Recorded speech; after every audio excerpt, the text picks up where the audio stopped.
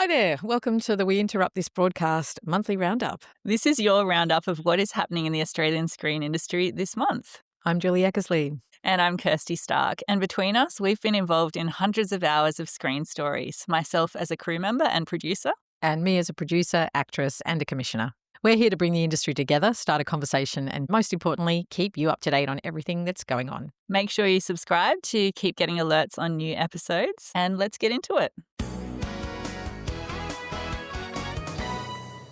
Hi, Julie. Hey, Kirsty. Hey, welcome to our 33rd episode of this podcast. Can you believe it? Who would have thought at the beginning of the year that we would be this many episodes in? It's been so much fun. So much fun. We've learned so much. We've met so many amazing people. And thank you all for listening. We've had over 15,000 downloads of this podcast so far. Yeah, and I love it when people come up to me and go, oh, I loved that episode. Oh, I wasn't sure about that one. It's really sparking conversation. And our aim has always been just to put ideas out there so that people can take what resonates with them and use those big ideas to build a better industry together. 100%, just to empower people. And it's really awesome to hear people are applying it and the way that it's making changes in the industry. So thank you all for being part of the journey so far, and much more to come, right? Yeah, we've got some exciting news. We officially have our first sponsor. The Australian Film, Television and Radio School has come on board. Thank you, AFTRS. Absolutely, so awesome. We've both been guest lecturers at AFTRS at different times, and I'm an alumni from AFTRS as well. So having them as a partner on this podcast is really, really awesome. Yeah, I think they're really aligned with what we're trying to do. They have big conversations about the future of the industry. They're training the next generation of Australian storytellers. And they also have a special offer for our listeners to kick off our partnership. Yeah, if you want to look at doing an AFTRS course, and there is such an incredible range of courses to do, you can get a 20% discount right now from the intensive courses by putting the code intensive2025 in. So take advantage of that, or take a look and see if there's something that interests you. And the other piece of exciting news is that we have officially teamed up with ACTA as a media partner for the upcoming ACTA Festival and Awards in February, which I am so excited about. I just love awards season, and we're already starting to see some of the nominations come through. Short film nominations have just been announced, so very exciting. Again, an organisation that is so aligned with what we're doing here. They're really forward-thinking. They're really looking what changes are happening in the industry and how they can support it. So to be an official media partner with them and to be working with them on the festival, again, unbelievably exciting. So we'll be there at ACTA Festival, and we have something up our sleeves as well. So keep an eye out for more news coming up. So a bit of an update on one of the ongoing hot topics for our industry at the moment, which is AI. And hey, thanks for all your great comments about the Clayton Jacobson interview. A lot of people have been reaching out for advice or even getting him to do some work with them. A few interesting pieces of news this month. Firstly, that Critterz is in production. It's an AI integrated animation by the UK's Vertigo Films, and it's written by the Paddington in Peru writers. So they're describing this as a human-led and AI-assisted approach, and saying that they're primarily using AI to accelerate and streamline workflows. But it's the first big feature that we've really seen put their flag in the sand and go, yep, we're making an AI film. Yeah, this is a $30 million budget, so this is not a little project. But they used Sora, OpenAI Sora, to generate a short, which was sort of a proof of concept, and now they're moving into production. But like you say, they're openly using AI tools, and I guess a little bit along the lines of what Clayton was talking about.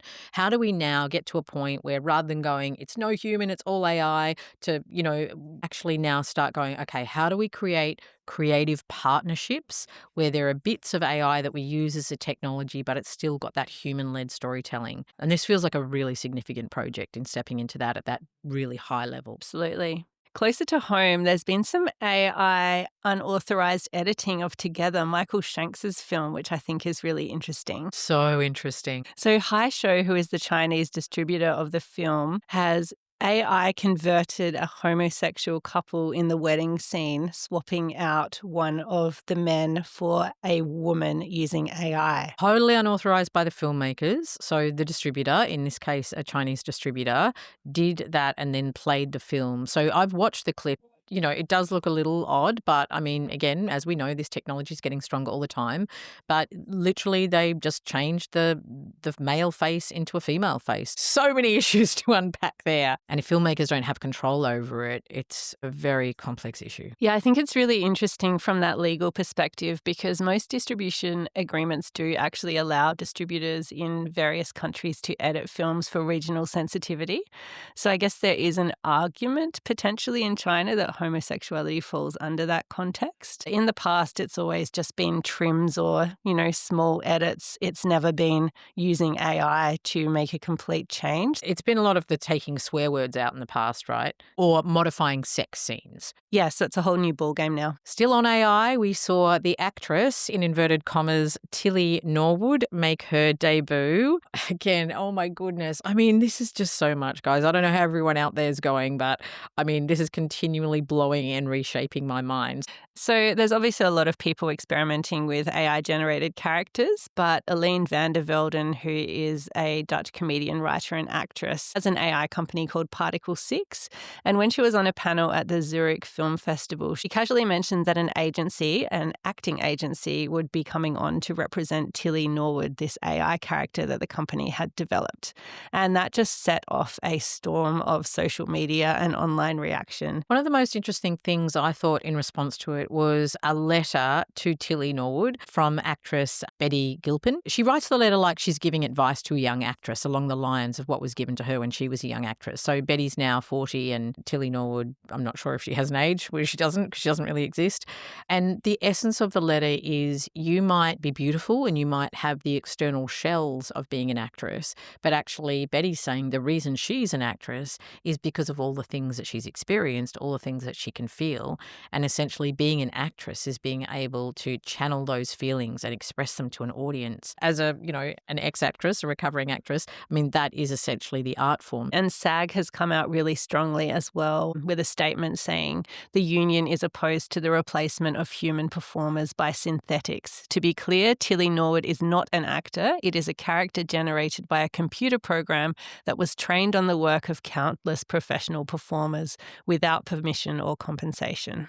They've followed up with a note for SAG producers, re-emphasising that they're not able to use synthetic performers in productions without providing notice and bargaining. So they're really taking that firm stance for any of their members and productions moving forward. It's also just worth mentioning that John Paulson, the founder of Tropfest, has made a public statement that AI will not be out of the question in the 2026 festival. So we haven't seen actual guidelines yet, but there's potential there to see some AI integrated into some of the shorts. We'll keep bringing you up to date on all the changes with AI, but a fast-moving space. And, as Clayton was saying when I spoke to him in the interview, he literally wakes up every morning and there is new news about AI and new changes. This is not a time to put your head in the sand. I think understanding it, engaging with it, being educated, and trying to work out how you can be powerful in this conversation is really important.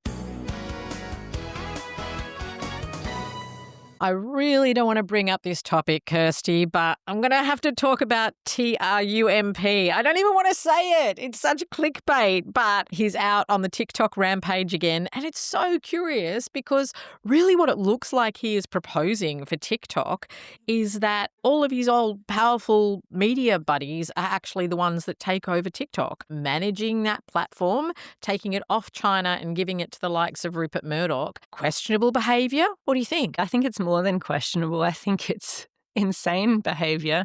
Obviously not from his perspective. It's a very powerful platform. It has a lot of users, a lot of eyeballs, a lot of power, and he wants to take that power for himself. I even saw a rumor that Barron Trump, his 19-year-old son, may be up for a board position in this new change. I know it's not funny, but it's jaw-droppingly like, wow. And along the TRUMP train as well, 100% quotas on the film and screen industry have come up again, which has caused massive confusion, not the least because the film industry is a service. It's not a good. And there's lots of conversation about what would you even put the tariff on? What would you apply it to?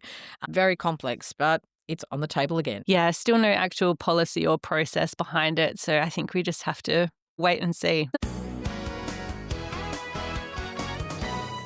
Some interesting conversations happening around audience again this month. There was an article in the Ankler titled Gen Z Only Watches TV Through Social Clips.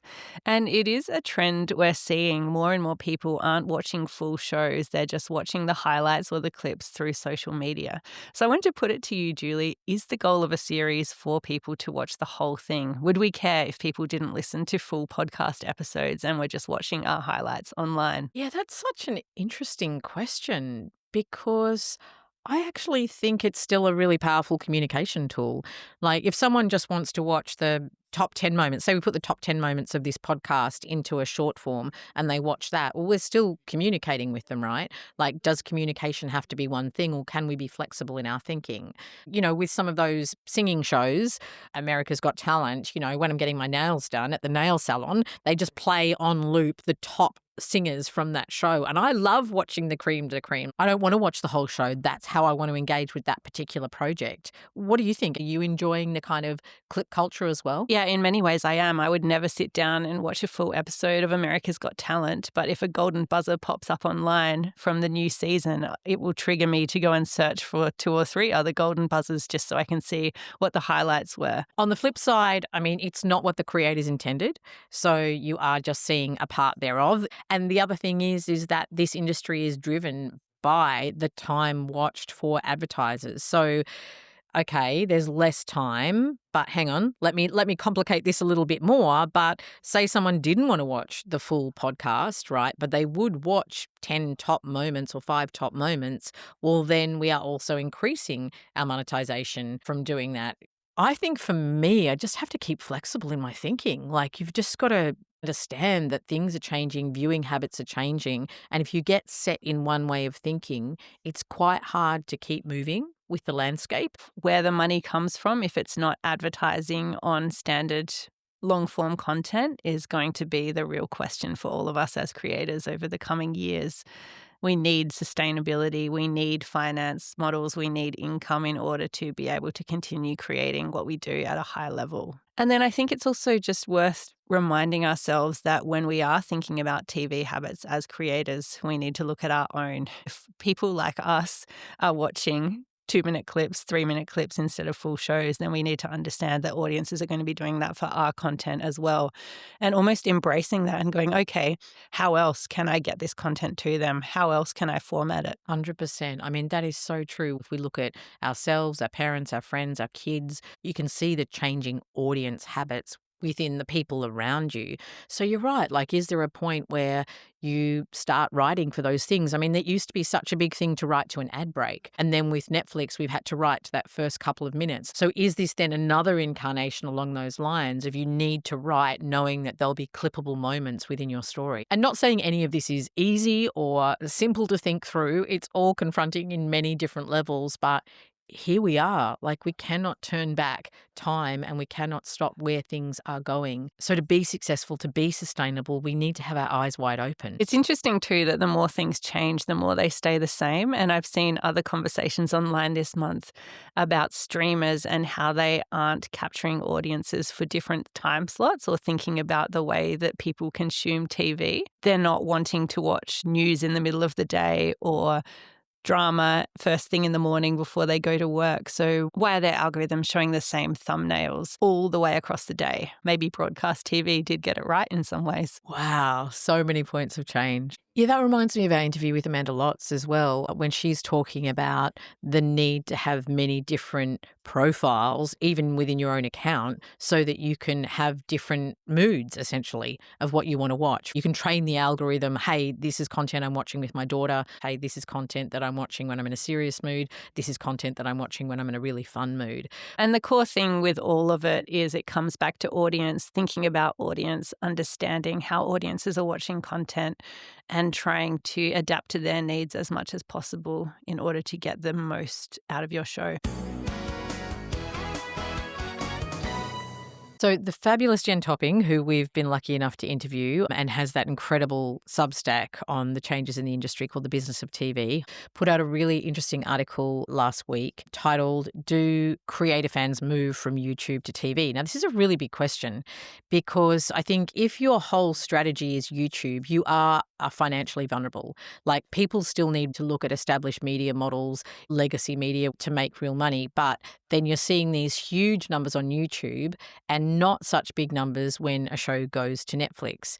That was her interpretation. Yeah, so this is people like Glitch Productions who have huge fan bases or audience bases on YouTube and are getting deals with streamers or networks to try and bring that audience to the new platform.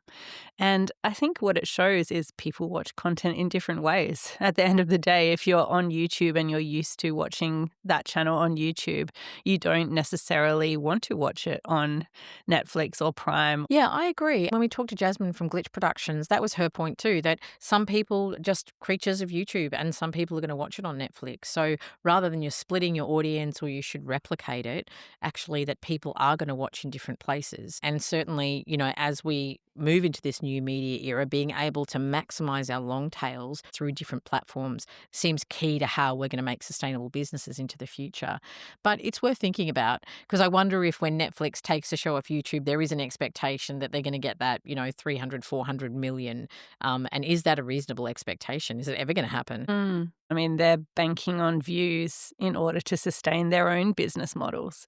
And so they want to achieve that outcome by taking these communities that creators have built and put a lot of time and energy and effort into. And they're not going to get the same sense of community watching on Netflix as they are on YouTube. So I think that's a really interesting part of it as well. People want to be able to interact with the content and the creators. They want to feel like they're part of this world. And if a streamer is presenting a one-way audience experience, then they're not getting that there. Yeah, right. So coming back to Jasmine's interview again, and by the way, Glitch Productions are going gangbusters around the globe at the moment. They're an Australian company. If you are not clocking what they're doing, oh my goodness, it is such a celebration of what Australian creatives can do. But in her discussion, because they've got such a strong YouTube following and their shows are on Netflix as well, she was saying it's a different generation. They want community. They want what the YouTube platform offers. When they're out at events, the people that come up to them and say, "Hey, I love your show on YouTube," are of certain generations. And the people who come up to them and say, "Hey, I love your show on Netflix," they're just a whole different demographic. I guess these are ongoingly the sort of questions and the sort of things that we're all working through. I think to put all your eggs just in the YouTube basket is a tricky strategy. So people are going to need to find those revenue stacks, and going to legacy media is certainly one of the places that you want to go to be able to extend your IP. And I think the expectation from new generations is everything, everywhere, all at once. And that just puts the onus back onto creators to be everywhere, which is a huge amount of work. Huge amount of work. Some industry movements recently. Jess Giaco, who was the industry programs manager at SPA, has come to South Australia. She is the SAFC's new talent development manager, and we're very excited to have her here. She is such a legend. So great for SA to have her. And Mag Scholes joined as a production executive over there as well, didn't she? Yeah, we've had several new hires here in South Australia, so it's a new era. And Kristen Hodges is also taking over Jess's old role as industry programs manager at SPA. Meanwhile, here in Victoria, we've lost Ross from Vic Screen, so that's a shame. And I was going to call out that the wonderful Michael Drake, who used to work in children's at the ABC, is now over at Screen West. So it's lovely to see good people turning up in new places. It is. Some opportunities coming up around the industry. We mentioned that we'll be at Actor Festival next year. Well, their Screen Careers Expo is now open for registrations. So if you want to be part of that amazing day where they have new and emerging people coming through, head to their website.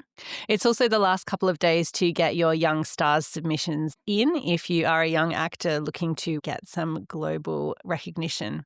And the fabulous Reg Grundy Awards open until November 3rd. So if you've got an unscripted idea, that's a fabulous place to try and get a leg up for that idea. I'm also excited to see the Australians in Film Insider Sessions series. So they're coming up across the month inside a US writer's room. There were 8 participants who have been chosen to participate, but others can attend as an observer.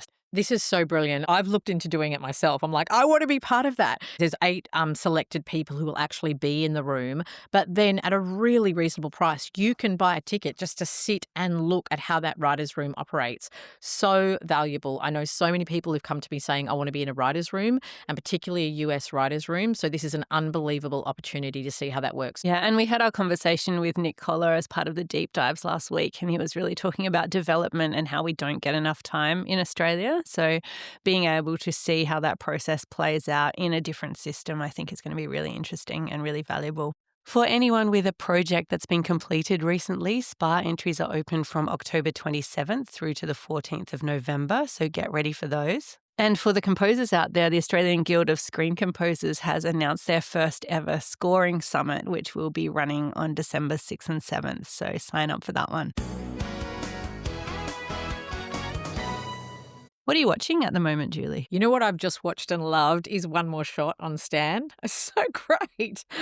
It's just such a really fun movie, really entertaining, absolutely watchable. Loved, loved, loved. What about you?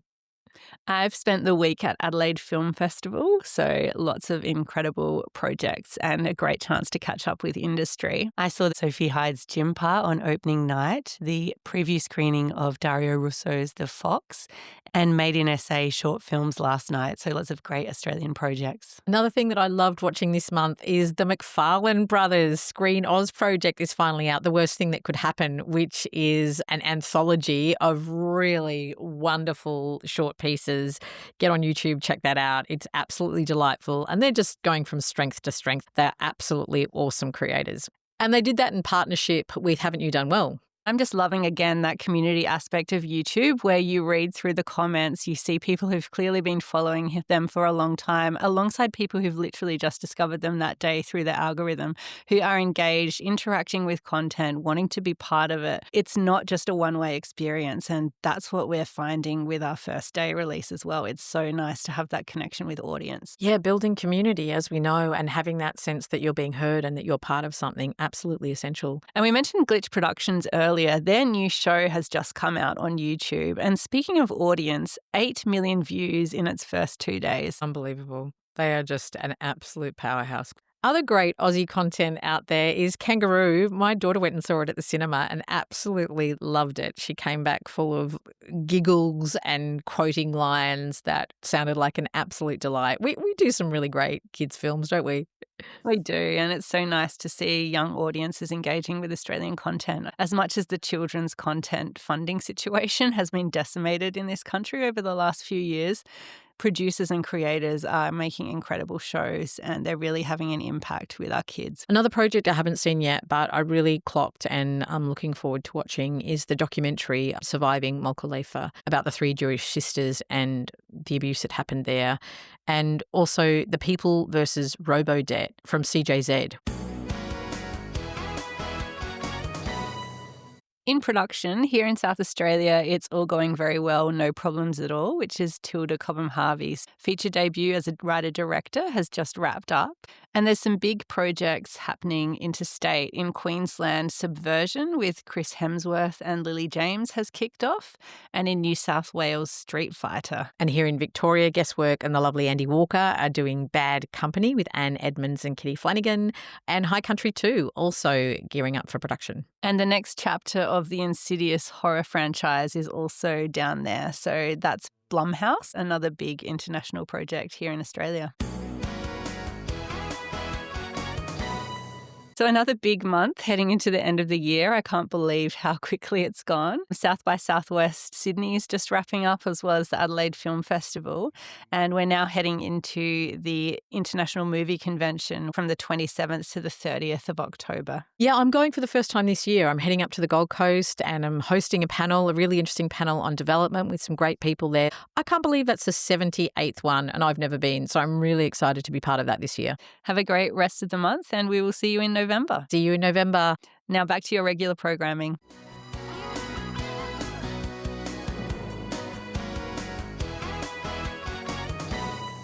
We Interrupt This broadcast is recorded on the unceded lands of the Bunurong people of the Kulin Nation and the Kaurna people of the Adelaide Plains, and we acknowledge them as the traditional custodians and first storytellers of these regions. Always was, always will be.